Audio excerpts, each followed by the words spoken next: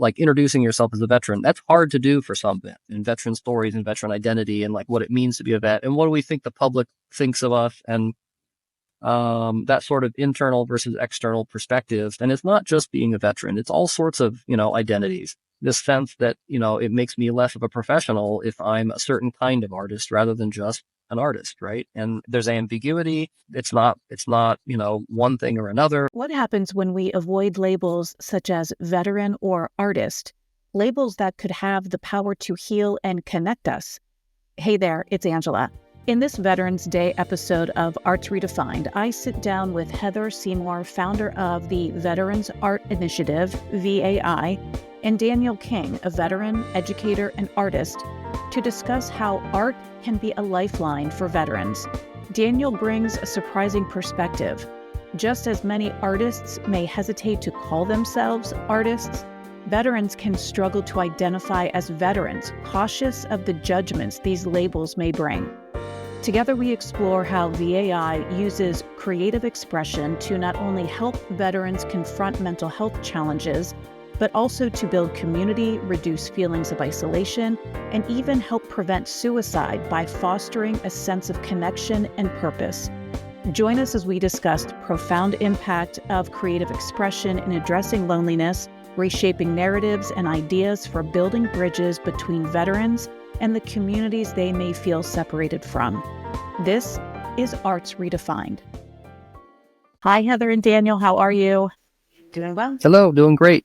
This is so great. And I'm excited because, as I mentioned, this is the first time that I've had two guests at one time. So I'm excited to dive in and talk about really the impactful work that you all do with veterans. So Heather, I'm going to start with you. Can you just briefly describe your Veterans Art Initiative and why you founded that in 2017? Yeah. So the Veterans Arts Initiative is a multidisciplinary arts program out of the Columbus, VA. It's under the umbrella of whole health. So offering kind of integrative approaches to healthcare, kind of modernizing how we look at the preventative aspects of keeping people well and happy, because we know that joyful veterans are healthy veterans. So kind of looking at different approaches. What prompted you to start this initiative to begin with? Obviously, I'm assuming that you found something was lacking in perhaps how we were engaging veterans in incorporating the arts? So I started at the VA as a BHIP social worker. So I was doing clinical social work therapy. And when I came into the position in 2016, I came in wanting to start an arts program and wanting to do research on the efficacy of art making with veterans. So I come from a family of educators and artists, and I think, my area of study in grad school was on PTSD and traumatic brain injury. But sort of the back personal story of why I chose this line of work was my mother, who is a poet and a weaver, was hit by a car when I was in high school and sustained a traumatic brain injury. And the only time that she really felt like herself, her true self, her authentic self, and that she didn't have a traumatic brain injury was while she was making art. And so kind of as that guiding my way through research and my studies, I knew that I wanted to work with folks with traumatic brain injury and PTSD. And I also wanted to create different ways in which veterans and family members alongside them could engage in different ways of connection and connecting back with their community, because isolation is such a huge piece of folks who live with traumatic brain injury and PTSD. So it was really a personal kind of, my own map, my mission, aspiration, and purpose that brought me to work with veterans. So Daniel, is it my understanding then, as Heather founded this initiative and runs that, you are a working artist who comes in to work directly with the veterans? Is that correct? Yeah. So that was, that's sort of where maybe a couple of years after Heather began the program, I think we connected. But yeah, I'm a visual artist and an educator myself, and it's interesting to hear Heather talk about her background and her family's background, because I have a similar kind of story in terms of having a family, multi-generation artists and teachers in the family. And so I've always been in this field, sort of in the space of teaching and the arts, and being an artist myself. And so the opportunity to partner with Heather with the Veteran Arts Initiative was interesting at the time that I started, and it sort of has grown on me over the years.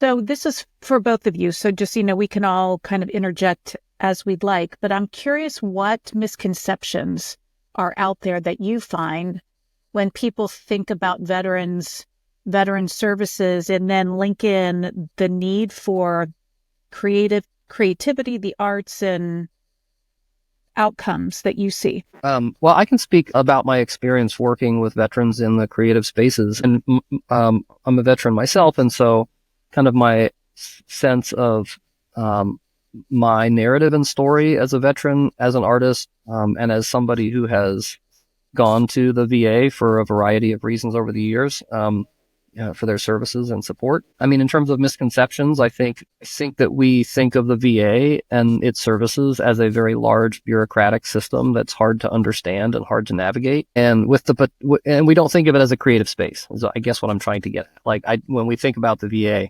we don't think of it as a space for creativity.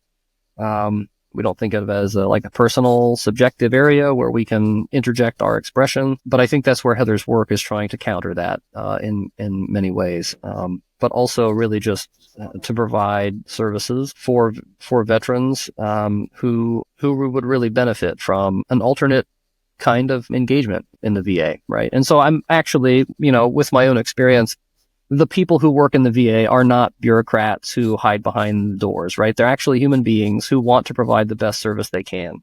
And they believe in the work they're doing. But my sense in terms of working with veterans in the workshops has been, they often come in, especially if they're new to the space, they come in with perceptions about what are we going to do? How are you going? What kind of questions are you going to ask me? Are you going to put me on the spot?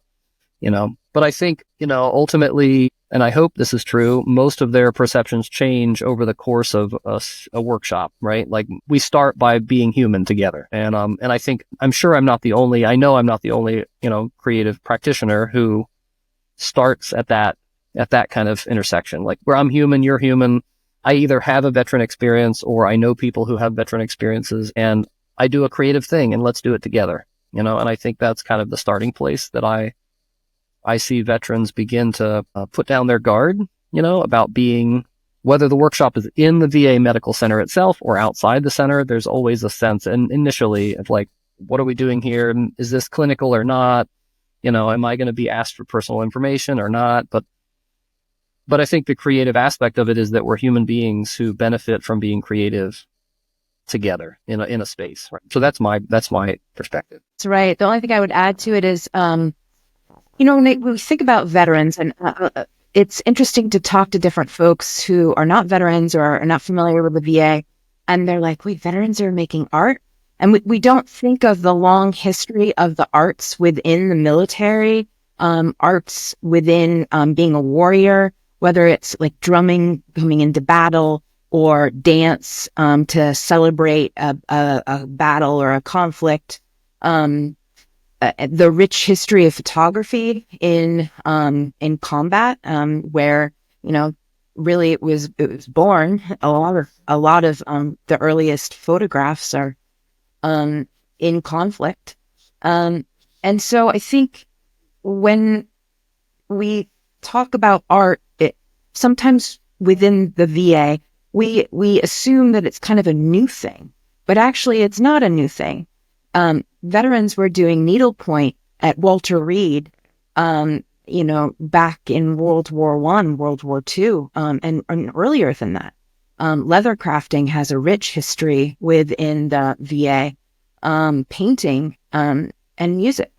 And so it's this long kind of shift and return back to the arts that folks have been using, whether within the hospital walls or outside of the hospital walls, whether it's recreational, or it is a therapeutic modality, music or art therapy.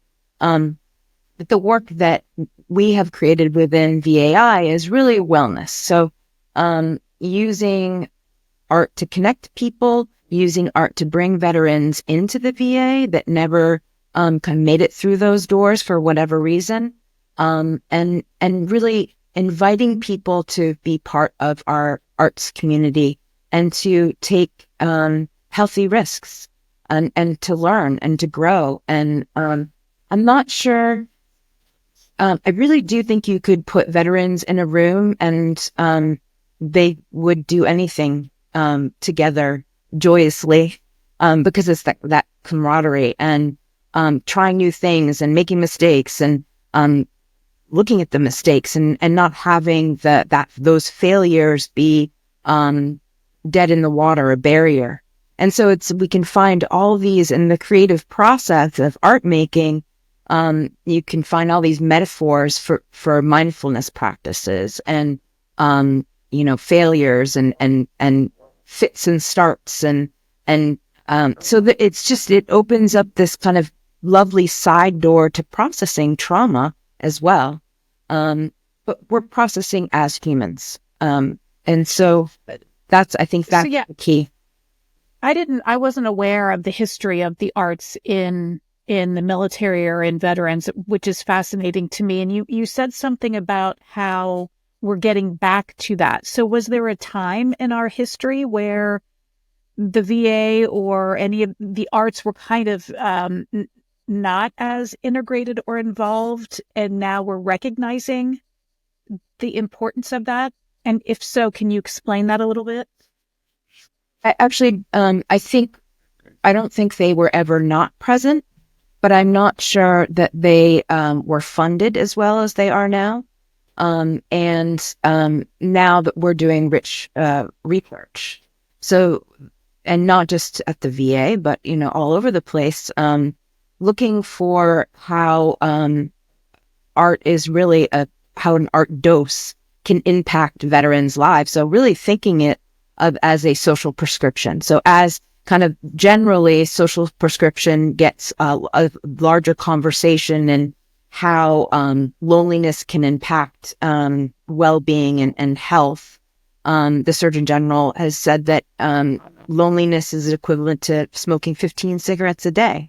And so those connections and finding different ways to make connections and having nonverbal language through the art making process, I think is just another layer of tools as clinicians and as humans that we can not only connect to each other, but share our stories that sometimes are really difficult to share in conversation, just looking eye to eye.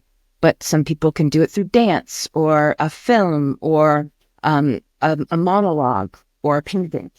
And really kind of using those aesthetic tools to share one's life experience, whether it's transitioning out of the military or, going through any huge life event, to be able to really be heard. So you bring up a good point, because my next question, what I'm most familiar, my background is funding, and how do we get more funding for the arts and the creative sector? So it's interesting. You said that perhaps the arts, it wasn't that they weren't present, but perhaps the impact or the benefit of is more recognized now, therefore funding. So how is funding for your projects and initiatives? What do you interact and face? And perhaps what are some challenges with funding? Lucky. The VA is very well funded for the arts. Every year we put in requests. So right now I'm waiting for funding through the Office of Patient-Centered Care and Cultural Transformation. And we are very lucky. One of the biggest things I think that, although every year we don't know what we're going to get, the research piece of it and the what are the outcomes and what are the return of investment, because that's what it is, right? We're talking about really impacting folks' health and well-being. So what is the investment? So looking at depression scores, anxiety scores, quality of life ratings, social connectiveness, and being able to use that as justification for sustained funding. So I think, we are always trying to figure out how to do better research, how to do better quality assessments. And that's the piece, not just in the VA, but with generally that I think we need to keep striving to do better and to figure out some real hard, actually biological measures would be lovely. I think some folks are starting to do that. And epigenetics, I mean, that's kind of the next step of looking at how art making is really impacting people's minds and bodies and future minds and bodies. Yeah. And Daniel, you've kind of touched on arts education and higher ed, and then working with the VA, being a working artist yourself. Where are you right now as far as understanding from a funding perspective, from someone going out after investment and funding? What's the landscape like right now for you? And how does measuring outcomes, measuring impact relate to that? Yeah, this is a really interesting question. First of all, I will preface all of my answers in the realm of funding with I'm relatively new to looking for investors for my own projects. I mean, as a working artist, it's relatively common to apply for some grants here and there, but it hasn't been a priority for most of my life to be looking for grant money or donations or funding. And I think that what I'm learning is that the ability to tell a story about the impact really is going to make all the difference. I mean, for long-term sustainable funding. So it's sort of like a little bit cliche to say if you tag a veteran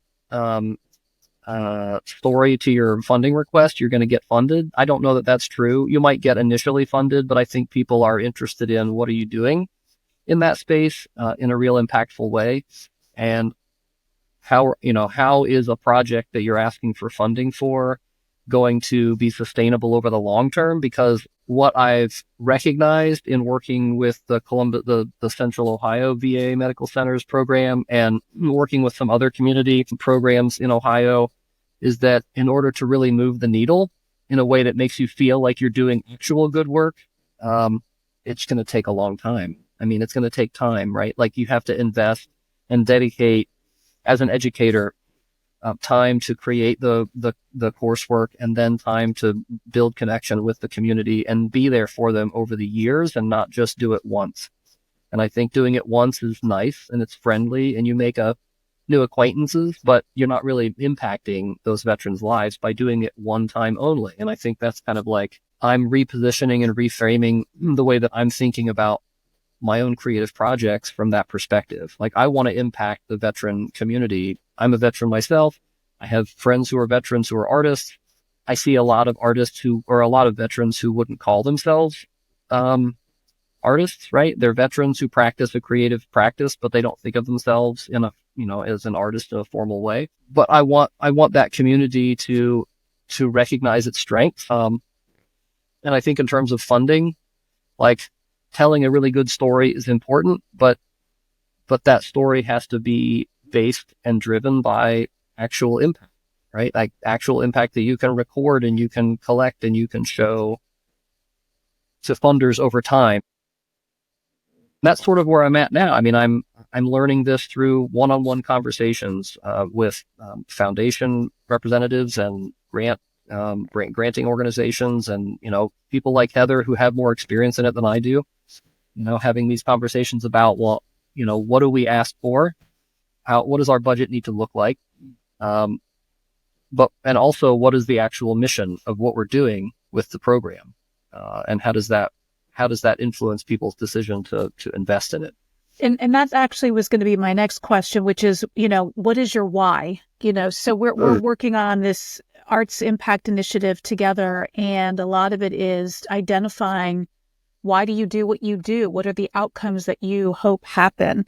And so when you think about that, really, Heather, what is your why? What do you want or know that you can see or expect through your arts initiative with veterans?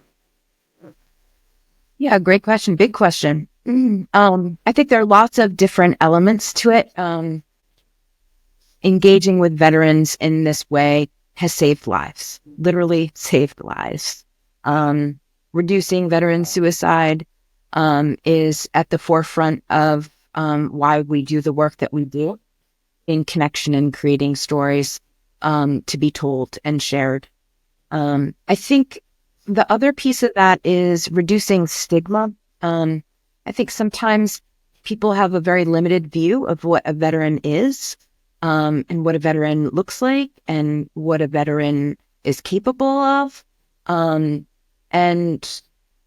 it's like saying, if, I know what a girl is, or I know what a boy is, it's vast. The makeup and fabric of a veteran. The other piece I wanted to mention is that we don't think, or this has come up a lot, that established artists often don't disclose that they're veterans, because sometimes they are marginalized in and kind of considered almost an outside artist if that they want to be a veteran or an artist first, and they it's not the forefront.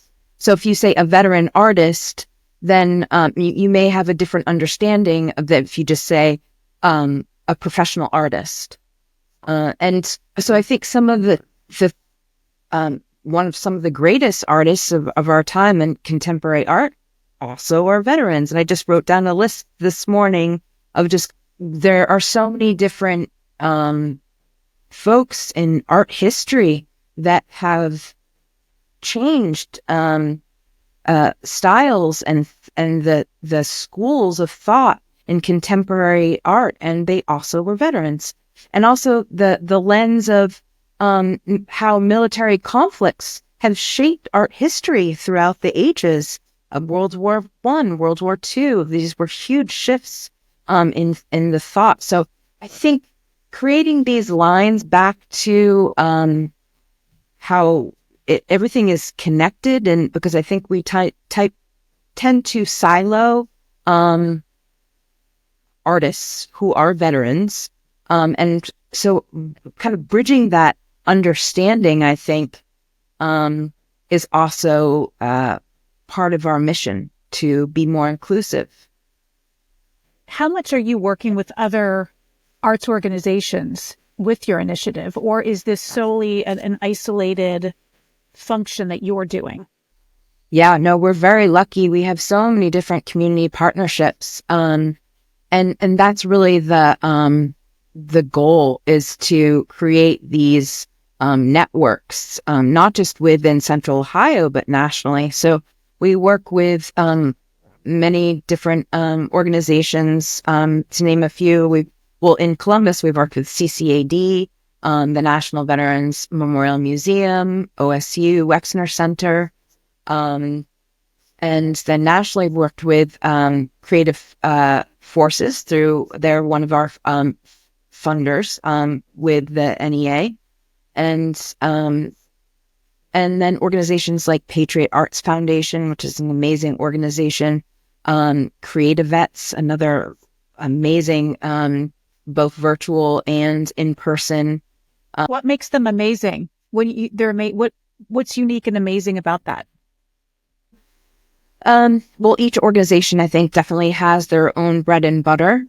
Creative Vets, for instance, they offer in-person, they're up to like 6 to 8 weeks, academic, really rigorous artist in residency programs for cohorts of veterans. So they're learning sculpture, they're learning photography, they're learning weaving, they're learning collage, and they kind of focus on one little area and then they move to the next. And then over the course of, I think it's 3 weeks, or it used to be 3 or 4 weeks, they have established a really beautiful art practice. And I think the thing that I've noticed through these different programs and partnerships is when an organization is run and founded by a veteran for veterans, and they have the unique understanding of that lived experience, the growth and the opportunity for collaboration with their participants in making different cohorts of groups grow together. It's a different experience than having civilians, like I'm a civilian, coming in and starting a group without any collaboration or insight from veterans. So the Veterans Arts Initiative was really started by veterans. So I was just kind of the conduit and helping to kind of facilitate that conversation. But the mission was created by veterans through the Veterans Arts Council at the Columbus VA. And we always tried to make each iteration of our workshops better than the last from the input from veterans. And Daniel, as a veteran, how do you respond to that? So what do you see that shows that uniqueness, or from the lived experience perspective? As a veteran, I spent many years, I've been having a lot of conversations with other vets about this, about the idea of putting your veteran foot forward, right? Like introducing yourself as a veteran. That's hard to do for some vets. Like for me, it was really hard for a long time. And really, it's only been through working with this community over the last 4 or 5 years that I've come to terms with my own sense of like, what is my story? As a veteran, as an artist, as an educator, as a parent, like. Can I ask why? And I maybe can think, but why is that hard? Well, so this is a kind of conversation that happens quite often when you get vets around the table and we start talking about, stories, right? And veteran stories and veteran identity and like what it means to be a vet and what do we think the public thinks of us, and that sort of internal versus external perspective. Oftentimes the story comes back to when you leave the service, whether you were in part-time or full-time, when you leave the service, you have to find that balance where it doesn't completely subsume everything about you for the rest of your life, but you can continue to grow, but you can also accept your experience, whether it was very traumatic or less traumatic. You can accept those experiences and grow from them and, move forward as a person who's growing. And I think that for me, I hid away from it for a long time because in the arts, Heather touched on it, in the arts, it in some ways can be an albatross. And it's not just being a veteran. It's all sorts of, identities. This sense that, it makes me less of a professional if I'm a certain kind of artist rather than just an artist, right? And so in that respect, I hid away from it. In another respect, my politics were very out of place in the military. At least I thought so at the time, right? I mean, I kind of swung way far to the left and was, very anti-war for a long time. And it was in a time in my life when I needed to be that way, but also I think it became really hard to think of being friends with other vets who I was afraid they wouldn't accept me because of those views, right? And I think that over time that's changed. And actually, I'm always surprised when I meet vets and have conversations with them and, you read a book by its cover and you're like, nope, that person believes this, that, and the other. And then as you begin talking, they reveal themselves, right? And it's like, oh, wow, we're in the same place on a lot of this stuff, right? So I think for me, that was part of it, right? Like the politics, the public politics of being a veteran or not being a veteran. And then what I've learned more recently is the public's perspective needs to become more nuanced. I mean, the public, the civilian world, the public in general when they start thinking about veterans and their experience, they need to hear how nuanced those experiences are, like all human experience, right? There's ambiguity. It's not, one thing or another. And so how does that lead, me to have a kind of perspective on veterans focused arts programming or engagements? I think I guess to reiterate it, like I believe 110% that veterans are not simple and they're not a monolithic culture, right? And they're all human beings who have very different perspectives on life. They share this thing, and that thing, maybe you can call it camaraderie. You can call it we survived a thing together at some point in our past, but we share a thing that allows us to form a bond quickly, at least to begin opening up to each other. And I think that's part of the thing is like, it became a passion project for me to work more with veterans over the last few years, partly because of COVID and because of that sense of isolation I felt, and the sense of isolation I was hearing from other people. And then, as COVID kind of waned, I realized, well, a lot of people feel that isolation all the time, whether you're under a pandemic umbrella or not. And how difficult would that be to live your life, feeling like you are isolated from the world? And so, yeah, I think that's... Yeah, it's really interesting to hear you tell your story. Excuse me, to hear you tell your story in a way that art helped you with your own identity, and how much we talk about art brings people together and we can see others' perspective through it, where you all are living that every day and you see that every day. And it's interesting to talk about shying away from something both as an artist and as a vet, but you've come to terms with both of those. And it sounds like it's much more fulfilling being your mission over the last several years. Yeah, I think I don't often talk about it in terms of being an authentic, veteran or something. I think it's just like being a person, realizing, like coming to terms with who you are, who I am, and I'm probably the first one in the room to recognize my weaknesses, and I think I'm okay with that because there's always an opportunity to grow. But art definitely, my life trajectory has swung so far in one direction or another. I grew up in a family of artists and art teachers who were very liberal and wild, and it was great. And I really enjoyed that time. And then I entered a very kind of conservative time in my teenage years where I was going to a religious high school, and, it wasn't a great experience, but I survived it. It was fine. Then I went to CCAD and I, was in art school and I loved every second of that. And then after that, I joined the Air Force full time. So it was like, the cultural swings in my experience were wide. And I think that has added a sense of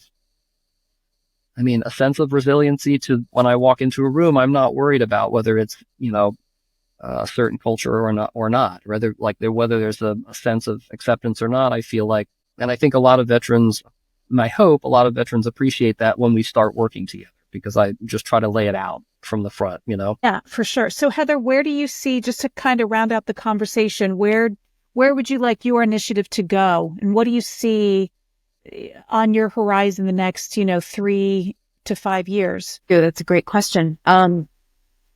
So research is always at the top of my thinking. How can we be more impactful? Are we getting the results that we assume we're getting, and anecdotally that we hear? Community partnerships is really our ability to reach outside of the walls of our hospital and engage family members and veterans. So developing new community partnerships within the next 3-5 years, and then being able to share those with other facilities. So because I work as part of this huge network, we have the ability to create partnerships enterprise-wide. So being able to provide veterans an art making class regardless where they live, whether they live in rural Kentucky or rural Maine or rural Colorado, being able to provide veterans with the same opportunities that someone living in Columbus, Ohio, that can come on site to do, I think is one of my biggest goals, to be able to share the resources throughout the VA and also those community partnerships to be able to engage different facilities in this art making and wellness and music and art therapy as well, which there's a huge network of throughout the VA, but just really honing what we have at our fingertips. I think the communication between community partnerships out in the community and the VA really needs to be strengthened. It's a multi-directional kind of freeway. So I would say research, communication, and partnerships. Those are the three things that we always are trying to do better and strengthen. So providing new and different workshops. I'm very lucky because, talk about the serendipity of, Daniel and I meeting, and then years later we worked on exhibits together and workshops together and panel discussions, and having that ability to go out into the community means that people fall from the sky when we need them the most.